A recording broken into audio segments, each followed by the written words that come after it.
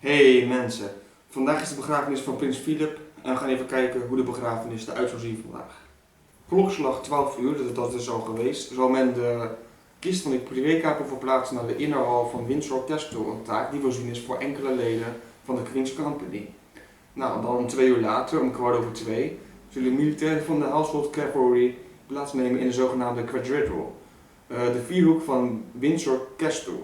Zij zullen samen met enkele militaire afgevaardigden die een speciale connectie hebben met prins Philip plaatsnemen op het gras. Dan, 2:45, zullen de leden van de koninklijke familie en familieleden van prins Philip die niet meedoen aan de processie vertrekken richting St. George Chapel. 20 minuten later, om 3:20, stopt de orkest met spelen in de Quadrilateral. Vervolgens zal men de kist van prins Philip in de omgebouwde Land Rover die hij zelf heeft omgebouwd, die de hertog zelf heeft ontworpen, wat hier ook staat, die zal hem daar dus neerleggen, dus in de Land Rover zelf.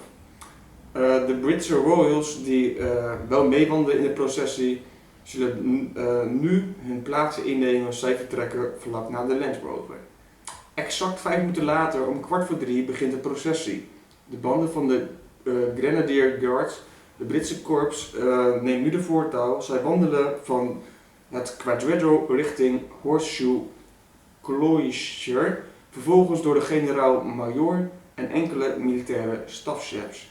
Dan is het de beurt aan de Land Rover, die omringd zal worden door enkele leden van de koninklijke familie, de koninklijke marine, en een aantal leden van andere regimes die geassocieerd worden met de hertog.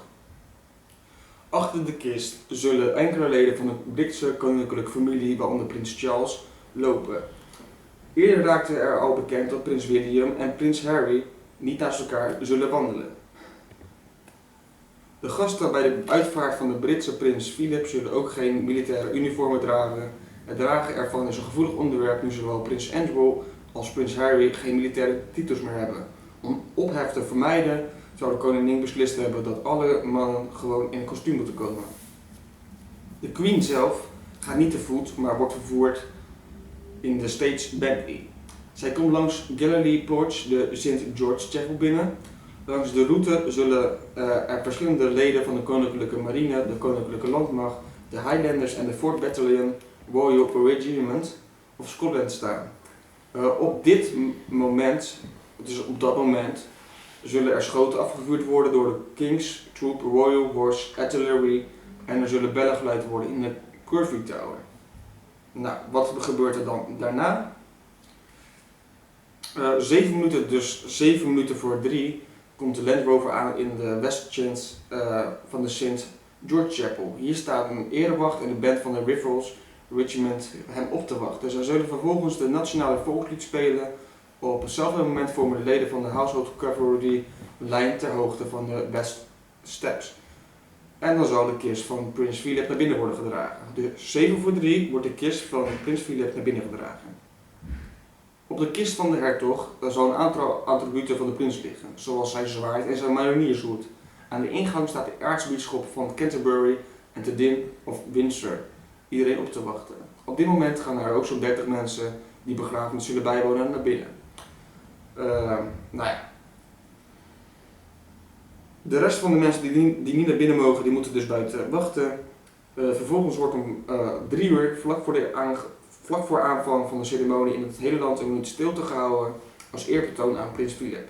Het begin en het einde zullen aangegeven worden door een geweerschot dat afgevuurd zal worden door de King's Troop Royal Horse Artillery.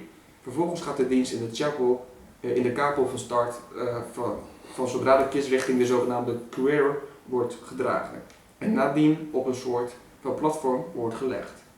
Wat gebeurt er dan na de begrafenis? Na de begrafenis, die ongeveer 50 minuten zal duren, wordt de kist van prins Philip in de Royal Vault neergelaten. De aartsbisschop van Canterbury zal op dit moment zijn zegen uitspreken en een nationale volkslied tegelijkertijd gezongen worden door een koor. Voor de hertog is het overigens niet zijn laatste rustplaats. Wanneer de Queen sterft, dus koningin Elizabeth, zal Philip naast haar begraven worden in de King George V Memorial Chapel, die zich ook situeert in St. George Chapel. Dus daar wordt ook de begrafenis De begrafenis vindt daar ook plaats, dus daar wordt hij ook uiteindelijk begraven. En als koningin Elisabeth ook sterft, zal ze daar ook worden begraven. Of worden neergelegd, zo moet ik het zeggen. Op het moment dat de doodskist van Philip in de Royal Vault ligt, zullen de koningin en de overige genodigden de St. George Chapel verlaten via Gallery Porch. Dat gaan we dus zien vandaag. Als je gaat kijken, succes daarmee. En tot later. Doei doei.